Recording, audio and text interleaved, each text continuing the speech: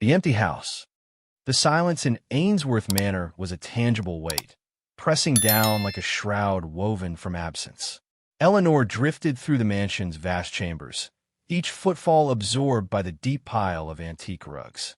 Sunlight, in brittle golden shafts, pierced the towering windows, spotlighting swirling dust motes but failing to dispel the chill that clung to her spirit. Every room presented a flawless, almost sterile arrangement. The drawing room, decked in silk and gleaming with polished wood, felt less like a haven for laughter than a carefully curated display. The library, a monument to unread knowledge with its ranks of leather-bound volumes, spoke of opportunities ignored. And the dining room, its endless table perpetually set for a banquet never enjoyed, hammered home the reality of her isolation. She paused at the threshold of the nursery, a space conceived for children who never came. The faded wallpaper, once a cheerful menagerie of animals, served as a spectral reminder of vanished hopes. A solitary rocking horse stood sentinel in the corner, its painted eyes blankly fixed on some distant horizon. Eleanor ran a hand along the curve of its worn saddle, a sigh escaping her lips, lost in the mansion's echoing vastness. Surrounded by such lavishness, she felt strangely bereft. Endowed with fortune, a lineage tracing back through generations, and a liberty to pursue any whim, what purpose did it serve when there was no one to share it? What solace could wealth offer when it couldn't purchase the one thing she desperately craved? Belonging? She continued her aimless journey through the echoing corridors, the house mirroring her own desolate interior, a beautiful facade concealing emptiness. She had attempted to infuse it with life, acquiring art, lavish furnishings, hosting elaborate gatherings that invariably failed to ignite any genuine joy. Yet the void remained, a hollow ache within. Reaching her small, private sitting room, she collapsed into a velvet armchair. An abandoned embroidery piece lay on a nearby table, its vibrant blue thread still poised in the needle.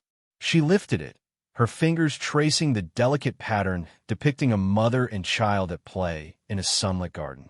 The idyllic image taunted her. Closing her eyes, a wave of yearning engulfed her, conjuring the phantom sounds of children's voices, the comforting aroma of baking bread, the warmth of a loving embrace. Simple pleasures, everyday joys, yet they seemed tragically unattainable. She knew the whispers followed her, the pitying glances. Poor Miss Ainsworth, they murmured, so rich, yet utterly alone. They assumed contentment in her privileged existence, mistaking isolation for choice. They couldn't perceive the gnawing hunger for connection that consumed her. But what recourse did she have? She had navigated the gauntlet of balls and social engagements, enduring polite smiles and thinly disguised interest in her inheritance, all in the pursuit of a husband. Yet love remained elusive, a profound connection failing to ignite within her soul. Perhaps marriage simply wasn't her destiny. The thought brought a familiar pang, but this time, a faint flicker of something else, determination, accompanied it. While she couldn't rewrite the past or magically conjure a family, perhaps she could impact the lives of others. Perhaps she could discover a way to lessen the emptiness, even if it diverged from her initial expectations. An idea blossomed, delicate at first, then gaining strength with each heartbeat. St. Jude's Orphanage, a local institution struggling to provide for the city's abandoned children, came to mind. Her occasional donations had always felt inadequate, a mere gesture. What if she could offer more?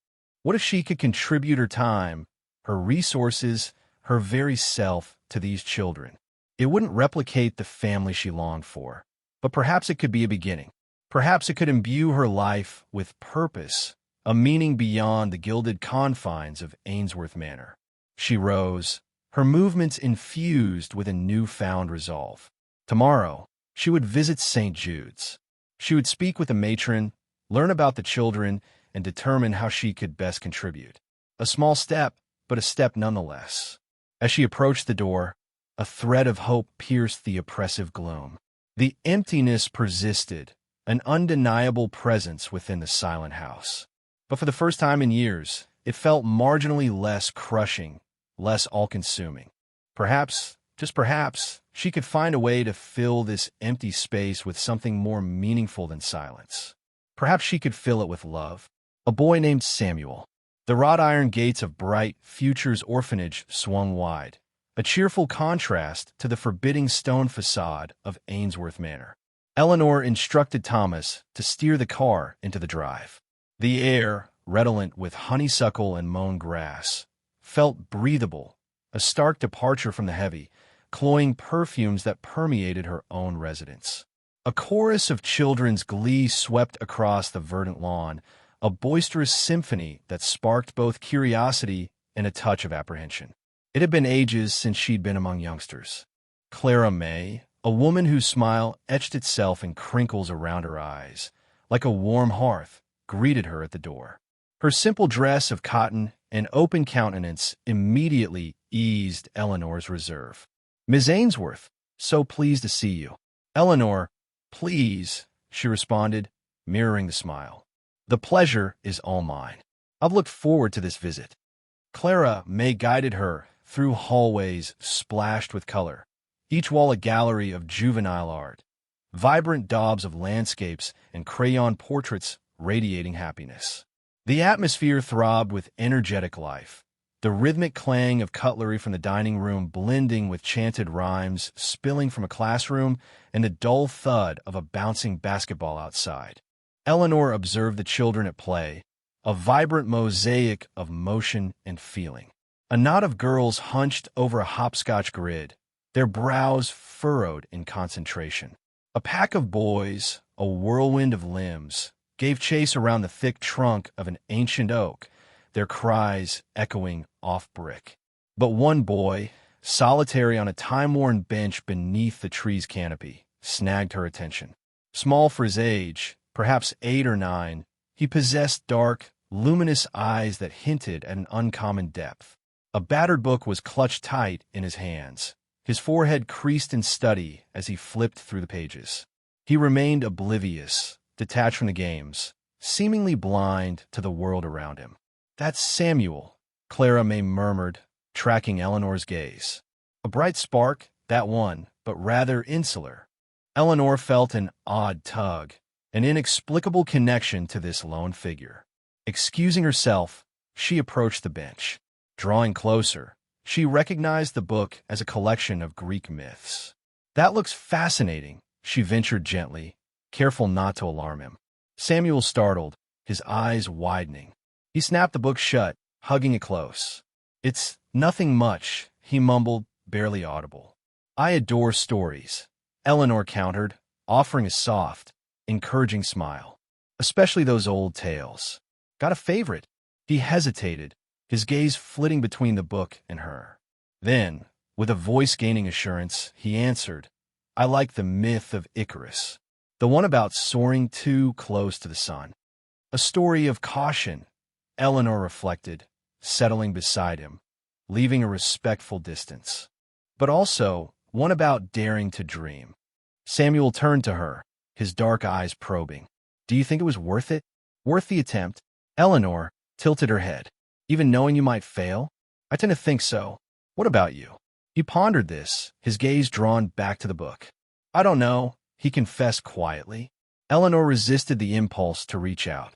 Instead, she simply stated, "Perhaps one day you'll share your thoughts with me." She rose. "I should rejoin Miss Clara May." "It was a pleasure, Samuel." He nodded, already lost in the text once more. Eleanor returned to Clara May, her thoughts lingering on the quiet boy under the oak. "Samuel seems quite special," she observed. Clara May sighed softly. "He is. He arrived here about a year ago. His parents, it's a painful story. He rarely speaks of them. Mostly, he keeps to himself. Does he have any family?" Eleanor inquired, a tightness in her chest. "None we've been able to find," Clara May responded, her voice tinged with sorrow. "He's remarkably bright, devours every book he can find, but he needs someone to connect with." Eleanor's heart constricted. She pictured the desolate rooms of Ainsworth Manor, the echoing silence. Then she recalled Samuel, alone under the oak, consumed by the pages of his book. Perhaps, Eleanor proposed slowly, a spark of hope igniting within her. Perhaps I could be that someone. Filling the silence. The papers felt thin in her trembling hands, the ink a dark, decisive black against the sterile white. Adoption. The word echoed in the sudden quiet of the lawyer's office, a quiet that stretched, yawning, to fill the echoing chambers of her life. She signed her name, a flourish that felt both audacious and utterly right. Eleanor Ainsworth, mother. The pen dropped from her nerveless fingers. The lawyer, a Mr. Abernathy whose smile seemed permanently affixed, cleared his throat. Congratulations, Miss Ainsworth. All that remains is for Samuel to be brought here to finalize the process. The waiting was excruciating. Eleanor twisted her hands in her lap, the smooth leather of her gloves doing little to soothe her frayed nerves. Doubts, like gnats, buzzed around her head. Was she ready? Was this madness? Could she truly provide Samuel with the life he deserved? Then he was there, ushered in by a kind-faced woman from Bright Futures. Samuel, clutching a worn copy of the Odyssey, his dark eyes wide with a mixture of apprehension and something Eleanor dared to hope was excitement. He looked smaller than she remembered, swallowed by the unfamiliar room. He hesitated, then walked towards her, his steps measured. Mr. Abernathy recited the necessary legal pronouncements, words that seemed to float above the room, detached from the profound reality of the moment. And then it was done. Samuel Johnson was officially Samuel Ainsworth. The drive back to Eleanor's house was a silent one, filled with a different kind of tension. Eleanor glanced at Samuel in the rearview mirror.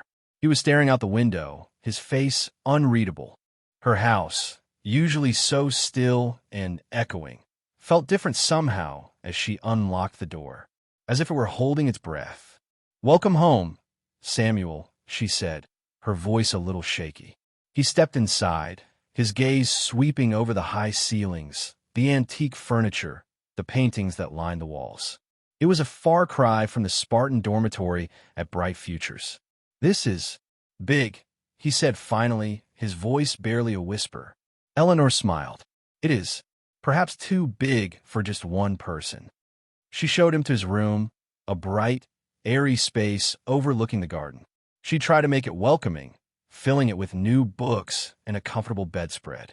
"I hope you like it," she said, her voice anxious. Samuel nodded, his eyes fixed on the bookshelf. "It's more than I expected." That evening, they sat down to dinner at the large dining room table, usually reserved for formal occasions. Eleanor had prepared a simple meal of roasted chicken and vegetables, hoping it would be comforting. The silence stretched between them, thick and heavy. Eleanor cleared her throat. "So," she began, "tell me about yourself, Samuel. What were your favorite subjects in school?" He hesitated, then began to talk, slowly at first, then with growing enthusiasm, about Greek mythology, about the stars, about the books he loved. Eleanor listened, fascinated, drawing him out with gentle questions. She, in turn, told him about her work as a translator, about her love of languages, about her quiet, solitary life. She confessed her own loneliness, her yearning for connection. As the evening deepened, the silence between them began to fill, not with noise, but with understanding, with the tentative beginnings of trust. Later, after Samuel had changed into his pajamas, Eleanor found him sitting on the edge of his bed, clutching the Odyssey. "Would you like me to read to you?" she asked. He looked up, his eyes wide. "Really?" Eleanor sat beside him and opened the book. She began to read, her voice soft and soothing, weaving the epic tale of Odysseus's journey home. As she read, she felt a warmth spread through her, a feeling she hadn't experienced in years, a feeling of purpose, a belonging. Samuel listened intently, his gaze fixed on the pages, but Eleanor knew he was also listening to the sound of her voice, to the rhythm of the words, to the simple act of being cared for. When she finished the chapter, Samuel yawned, his eyes heavy. "Thank you," he whispered. Eleanor tucked him into bed, pulling the covers up to his chin. "Good night, Samuel." "Good night." Eleanor, he said, the use of her name a small but significant step. She left the room, closing the door softly behind her. As she walked down the hallway, she could hear the faint sound of his breathing. The house no longer felt empty. It felt inhabited, filled, not just with Samuel's presence, but with the promise of something new. A family, the historian. The years drifted by, marked only by sunlight's dance across the Ainsworth house's tall windows and a grandfather clock's steadfast rhythm in the hall. The silence, once a palpable expectation, now resonated with the subtle energy of a shared existence. Samuel, transformed from the hesitant boy clutching the Odyssey, was now a young man, all sinew and lean muscle, his gaze holding a thoughtfulness that often caught Eleanor off guard. Academics posed no challenge. Where other students grappled with arithmetic and syntax, Samuel absorbed knowledge with ease, his mind a veritable sponge.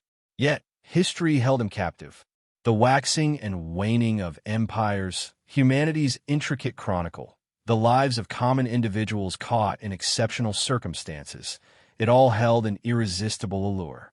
Mr. Davies, his history instructor, a man defined by his perpetually disheveled tweed and ardor for bygone eras, had quickly recognized Samuel's remarkable aptitude. He fanned the flames of Samuel's curiosity with supplemental materials and challenging tasks, frequently lingering after class for vibrant historical debates. Eleanor, observing Samuel flourish, felt a comforting warmth envelop her. She had always championed the potency of education, and Samuel's achievements reaffirmed her deepest convictions.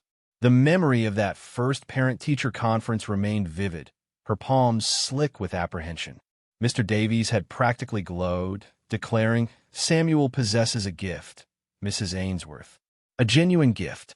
He discerns patterns, connections overlooked by others. He is destined for greatness." That evening, Eleanor orchestrated a celebratory meal: roast chicken, creamy mashed potatoes, swimming in gravy, Samuel's cherished dish. As they dined, she raised her glass of bubbling cider. "To Samuel," she announced, her voice thick with emotion. "To stellar grades, and a future brimming with possibilities." A blush of pleasure painted Samuel's cheeks, a rare smile gracing his lips. "Thanks, Eleanor," he murmured. His eyes, however, radiated sincere gratitude.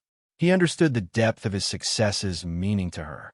Before long, his passion spilled beyond the classroom's walls. Eleanor discovered him one afternoon, hunched over the family computer, brow deeply furrowed. "What occupies you so intently?" she inquired, settling into the nearby chair. "Genealogy," he responded, not diverting his gaze. "I'm trying to uncover my family's story." Eleanor's pulse quickened. She had anticipated this moment, yet felt unsure of how to approach it. She possessed scant information regarding Samuel's background, only what the bright future social worker had managed to gather. "That's truly admirable, Samuel," she stated, carefully choosing her words. "Have you unearthed anything?" He shook his head, frustration etched on his features. "It's like running headfirst into a wall. Johnson is far too commonplace. The records are numerous, yet none appear to align." He gestured to the screen, a chaotic array of census records and birth certificates. "I'm at a loss as to where to even begin." Eleanor gently placed a hand upon his shoulder. "Don't be disheartened," she advised. "These endeavors require patience. Perhaps a visit to the library is in order. Their resources surpass what's available online." Samuel turned to face her, his eyes questioning. Would you assist me?" Eleanor squeezed his shoulder reassuringly. "Certainly I will. I'd be delighted to." Thus, they embarked on a fresh journey together, venturing into the library's musty archives and meticulously examining microfilm reels. Eleanor, with her keen eye for detail and mastery of historical research techniques, proved an invaluable ally. She instructed Samuel in deciphering antique script, navigating intricate databases, and assembling disparate fragments of information. They dedicated countless hours lost in the annals of the past, tracing names and dates, following threads that veered down unexpected avenues. They unearthed tales of adversity and fortitude, of everyday individuals who had lived remarkable lives. Samuel learned of farmers and factory hands, soldiers and educators, each contributing to the rich weave of his heritage. As Samuel's knowledge of his lineage expanded, he seemed to stand straighter, his shoulders broadening with a budding sense of pride. The enigma of his origins, formerly a source of unease and ambiguity, began to dissolve, replaced by a feeling of belonging.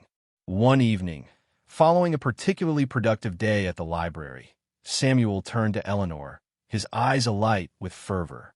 "I believe I've stumbled upon something," he said, his voice barely audible. "I think I've located my great-great-grandmother." He paused, then continued. Her name she was called Amani. Secrets in the study. The scent of old paper and beeswax polish usually filled the study, a comforting aroma that spoke of shared discoveries and quiet evenings.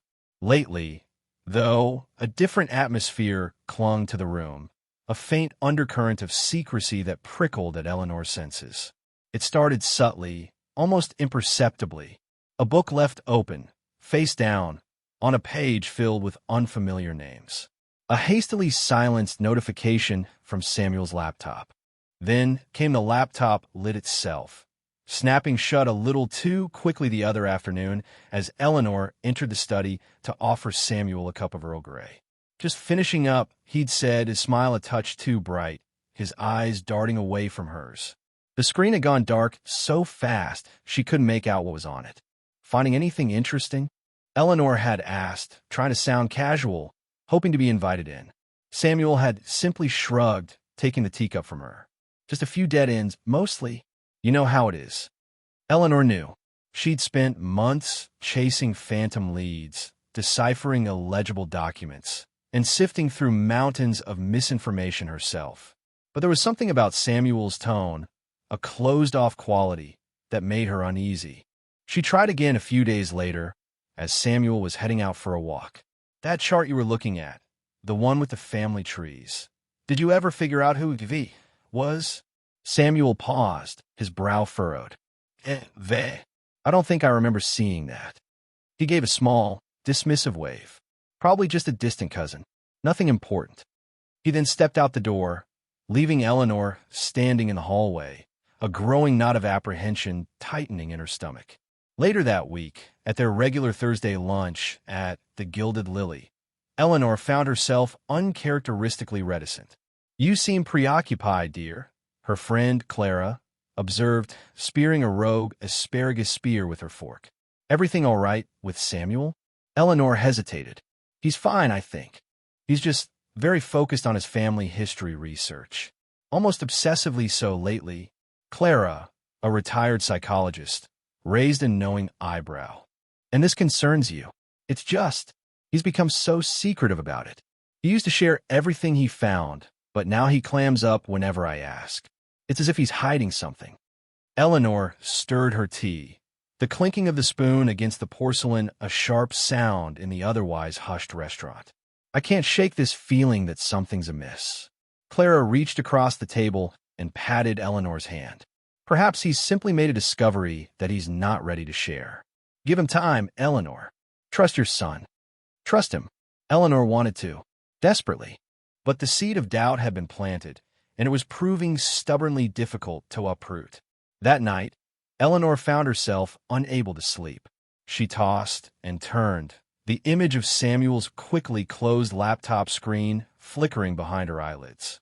Finally, she rose, pulling on her dressing gown. The house was silent save for the gentle ticking of the grandfather clock in the hall. She found herself drawn to the study. The door was slightly ajar, a sliver of light spilling into the hallway. Hesitantly, she pushed it open further. Samuel was there, bathed in the warm glow of the desk lamp. He was surrounded by papers, books, and maps, his brow furrowed in concentration. He didn't notice her. He was too engrossed, his fingers flying across the keyboard. The air crackled with an almost tangible energy. Eleanor lingered in the doorway, unnoticed. She could see his reflection in the dark window pane, a mirror image of his focused intensity. He looked older, more determined, his youthful features sharpened by the shadows.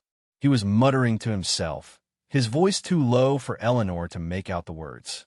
She took a tentative step forward, then another. But then she stopped.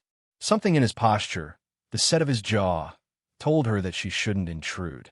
Whatever he was working on, whatever secrets he was uncovering, he wasn't ready to share them with her.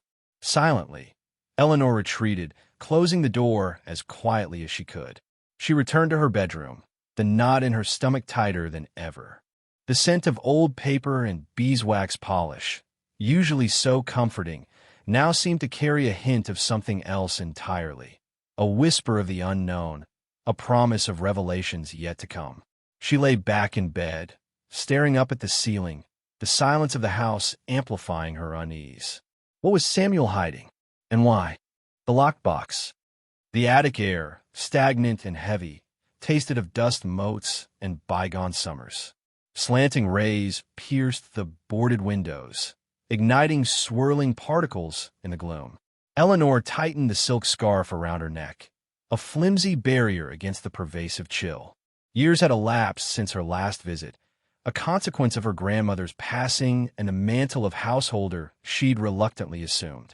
Officially, she sought long-lost Christmas ornaments, a convenient pretext for her true aim, to understand, to excavate the undercurrents fueling Samuel's recent shift. The house, she felt, was hushed, anticipatory. Trunks burgeoned with time-worn linens and moth-eaten clothes. Porcelain dolls, perched on dusty shelves, stared with unnerving sentience. Each artifact whispered forgotten narratives, lives lived and relinquished. Eleanor's gloved fingers traced the sleek surface of a mahogany writing desk, its drawers long barren. What missives had it cradled? What secrets, what aspirations had been committed to paper there? Tucked into a dim recess, obscured by a heap of faded quilts, it lay. A small, unpretentious wooden box, darkened with age. Unremarkable at first glance, it exerted an undeniable pull. Crafted from a dense, shadowy wood, perhaps oak, it was secured with tarnished brass hinges and an intricate little lock. A faint, earthy fragrance emanated from it, a fusion of cedar and indefinable antiquity. Eleanor lifted the box, surprised by its heft. It felt significant, laden with untold weight. Brushing away the accumulated grime, she revealed a delicate inscription around the keyhole. Elias Ainsworth. Her grandfather's name. A sudden chill prickled her skin. She'd scarcely considered him in decades. A reticent, opinionated presence who died during her childhood, leaving behind fractured memories and a sense of vague disquiet. Could this small chest unlock Samuel's fixation? Conceal the very answers he so feverishly pursued? A wave of both trepidation and eagerness surged through her. She carried her find to a sunbeam, filtering through the grime-streaked pane.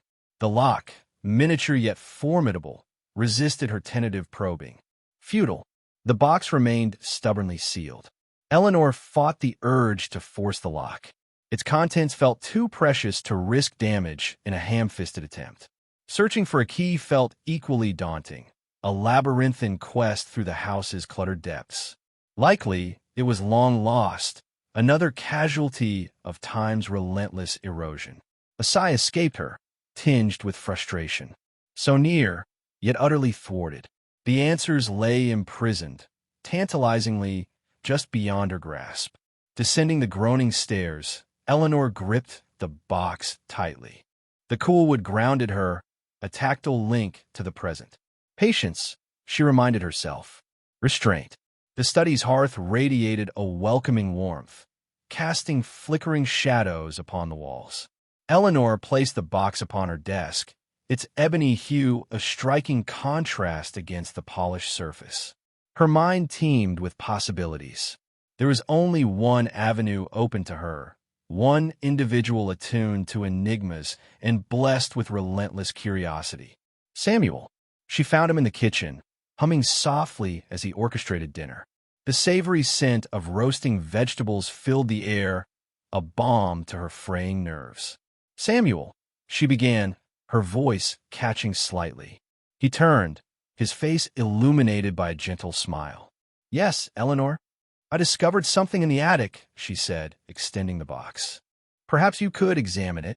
Recognition sparked in his eyes, a fleeting acknowledgement of the tension that clung between them. "What is it?" he asked, his voice hushed. "I don't know," Eleanor confessed, "but it's locked, and it belonged to Grandfather." Samuel reached, his fingers brushing hers as he took the box. A spark, unexpected and sharp, passed between them. A silent pact formed. "I'll do what I can," he promised, his gaze fixed on the artifact. "No guarantees, though."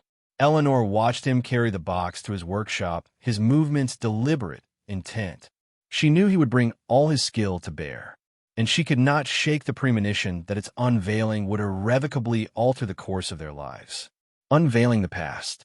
The wooden box felt substantial in Eleanor's hands, the old grain cool against her skin. Beside her on the sofa, Samuel watched the afternoon sun paint his dark eyes gold. His fingers traced the box's carvings, a ghost of a smile gracing his lips. "Remarkable," he murmured, seemingly lost in thought. "The artistry is extraordinary. Elias, my grandfather, clearly prized whatever's inside."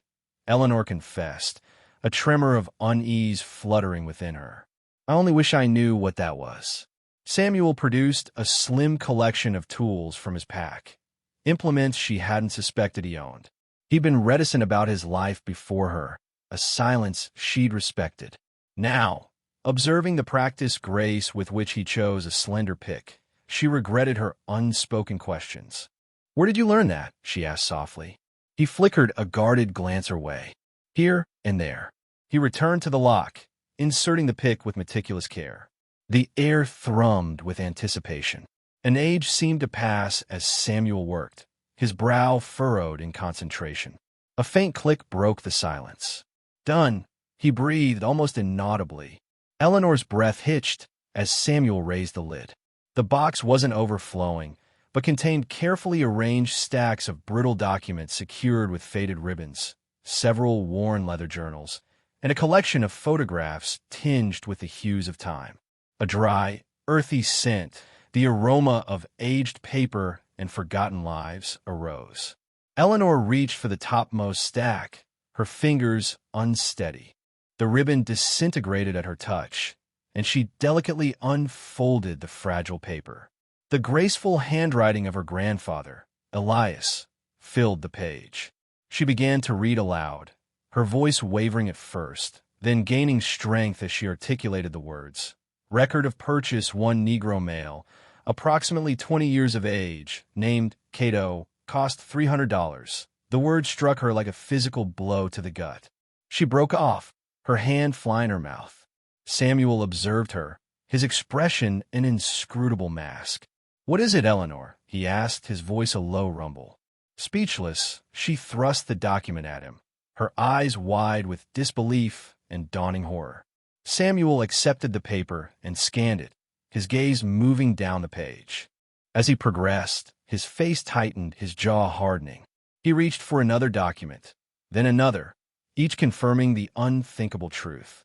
Deeds of sale, inventories listing human beings as property, letters detailing the management of enslaved people on the Ainsworth estate.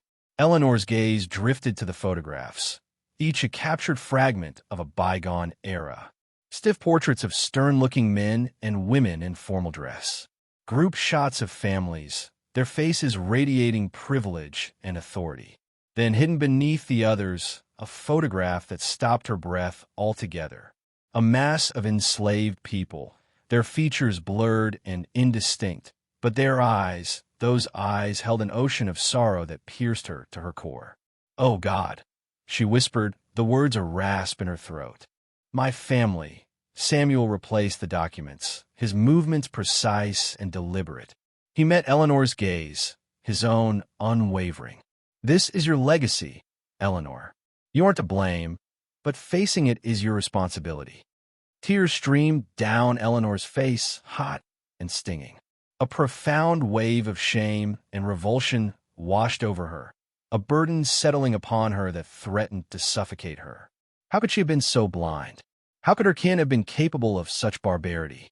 I, I don't understand, she choked out. My grandmother, she was always so kind, so full of compassion. People contain multitudes. Eleanor, Samuel replied quietly. And history is rarely black and white. He reached for her hand, his touch unexpectedly gentle. We'll navigate this together. The weight of the past pressed down on the room, a pall dimming the afternoon light. The box sat between them, a veritable Pandora's chest of secrets and deceits, threatening to dismantle everything Eleanor believed about her identity and her lineage. She looked at Samuel, her adopted son, the boy whose origin she sought, and realized that their destinies were now inextricably entwined with this agonizing, appalling truth. The search for Samuel's past had veered sharply into the shadowed heart of her own. The weight of truth. The study air clung, a cloying blend of aged paper and buried resentments. Eleanor's gaze remained fixed on the antique documents fanned across the desk's polished surface, each a silent scream from a history that shattered her sense of reality. By the window, Samuel stood a brooding statue carved by the twilight. The stillness hummed, a high-pitched whine mirroring the tension constricting Eleanor's chest. She forced a swallow against the dryness in her throat. Samuel, she breathed, the sound fragile. Were you aware of all this? He pivoted, his features an indecipherable mask. Yes, Eleanor. I was. The confession landed like a fist. Vertigo threatened, and she grasped the desk edge, her fingers bone-white. But how? How could you possibly? He closed the distance between them, his eyes holding a complex brew of anguish and something deeper, harder to name. My people, they were your family's property. The words hung, suspended, each a shard of glass, piercing the fragile bubble of her understanding. She stared, her thoughts in chaotic disarray, wrestling with the enormity of his revelation. Impossible. It simply defied belief. That's not conceivable, she stammered, her voice unsteady. I'd have known. Would you? He countered softly, his gaze unwavering and intense. Were you familiar with the ledgers, the sale contracts, the names meticulously inscribed in your grandfather's script? Did you know about the lives treated as mere inventory, bought and sold like livestock? She recoiled, the truth a sharp blade twisting in her gut. Her eyes snapped back to the documents, now alive with a horrifying clarity. She saw the offhand cruelty, the stripped humanity ingrained in every line. But why didn't you ever speak up? She managed, barely audible. Why keep this buried?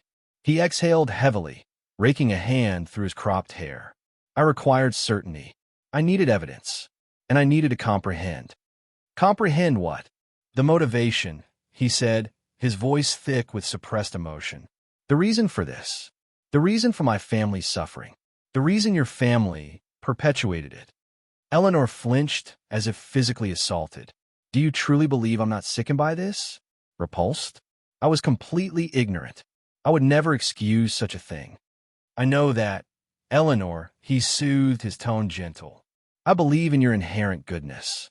However, belief alone is insufficient. We are obligated to confront the past, acknowledge its reality, and glean wisdom from it. We have a duty to those who were victimized.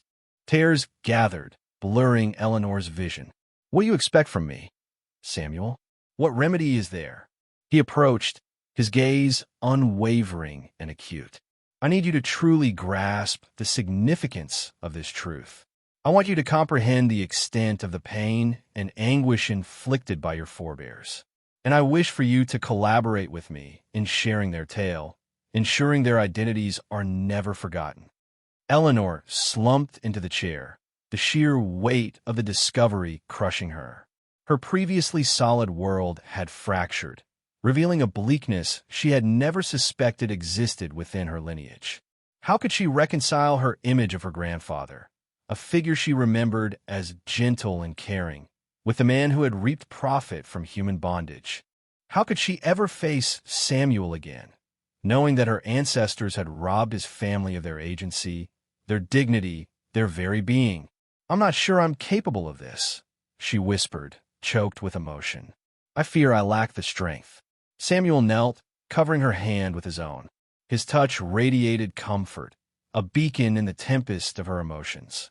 "You possess the strength, Eleanor, more than you realize, and you're not navigating this alone. We will confront it together." She searched his gaze intently. Could she genuinely place her trust in him? Could she have faith in anyone after this? Yet, in his eyes, she detected not animosity or bitterness, but a composed resolve, a mutual dedication to unveiling the unvarnished truth, regardless of its sting. And at that precise moment, she was certain she had no alternative. She had to confront the past, face the shadows, and discover a path forward, side by side. The forthcoming journey would be arduous and lengthy, rife with anguish and uncertainty. Yet, as she looked into Samuel's eyes, she knew she had an ally. And possibly, just possibly, by confronting the crimes of the past, they could forge a path toward a more equitable future. A bridge to the future. The library air hung still, denser than the sunlit dust motes pirouetting in the silence. Eleanor's gaze remained fixed on Samuel, whose face remained an inscrutable canvas. Upon them both weighed the legacy of generations, plundered lives, and oaths forsaken. "What now?" she breathed, the question a near inaudible stir in the quiet.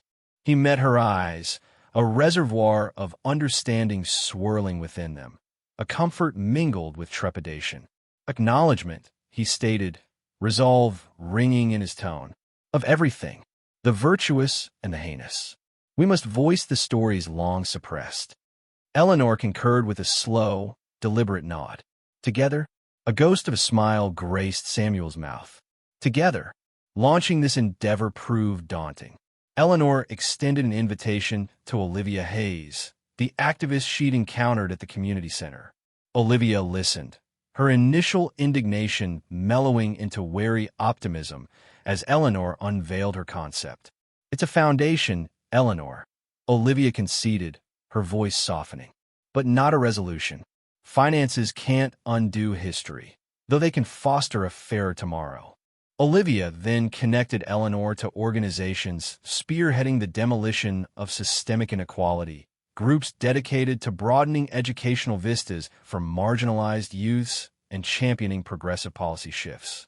Eleanor penned substantial checks, recognizing this as a mere pittance of what her family owed.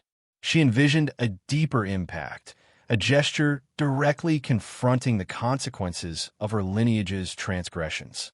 Meanwhile, Samuel immersed himself in research, spending countless hours at the local historical society, scrutinizing census data and antiquated newspapers, seeking to reconstruct the existences of those enslaved by the Ainsworths.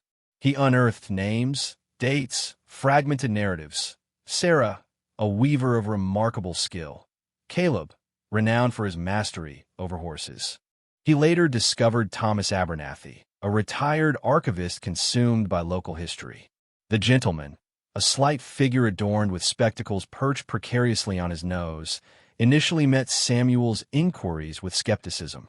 However, upon beholding Samuel's discovered documents, the archivist's eyes ignited with fervor. He dedicated days to guiding Samuel through the labyrinthine records, illuminating obscure passages and providing insightful interpretations. "These narratives warrant being shared, young man," Abernathy declared, his voice trembling with profound emotion. "They constitute our collective history, a facet of our being." United, Eleanor and Samuel resolved to establish a charitable foundation. The purpose: to allocate educational grants, enhance healthcare accessibility, and facilitate legal aid for the descendants of enslaved individuals, with particular emphasis on those whose forebears had been under Ainsworth ownership. The foundation received the name the Ainsworth-Johnson Reconciliation Fund, a forceful declaration, a public reckoning with their intertwined histories, and a pledge to construct a pathway toward the future. The announcement triggered varied responses. Some hailed Eleanor's bravery and altruism. Others harbored cynicism, perceiving her actions as a theatrical display of repentance. Murmurs, accusations, and outright antagonism surfaced. Yet, Eleanor and Samuel persevered, unwavering in their dedication. They commenced a journey of public speaking, disseminating their narrative at schools, community centers, and conferences. Eleanor recounted her disquiet and mortification, her internal conflict to reconcile her romanticized vision of her family with the brutal realities of their past. Samuel expounded upon the resilience of his ancestors, their unwavering fortitude in the face of unutterable cruelty. He elaborated on Sarah's intricate weaving patterns, which he believed harbored coded messages of hope and defiance.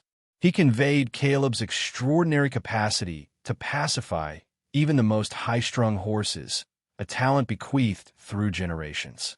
Their saga resonated deeply, igniting dialogues, challenging presuppositions, and galvanizing action.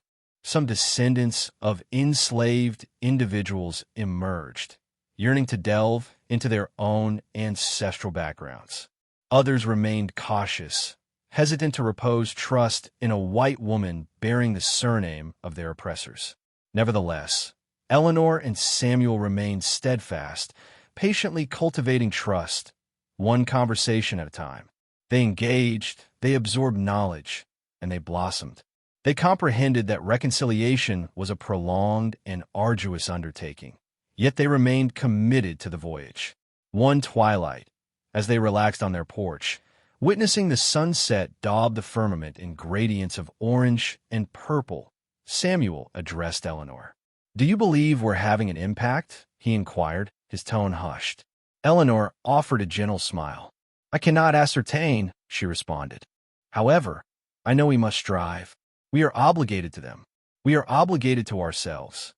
She reached out and clasped Samuel's hand, their fingers entwining. The past remained indelible, yet could be recognized, confronted, and ultimately transformed into a springboard for healing and optimism. They were inextricably linked, not solely by kinship and history, but by a shared commitment to forge a more equitable and just future. The edifice of that future remained under construction, but with each stride undertaken in unison, they fortified its foundations.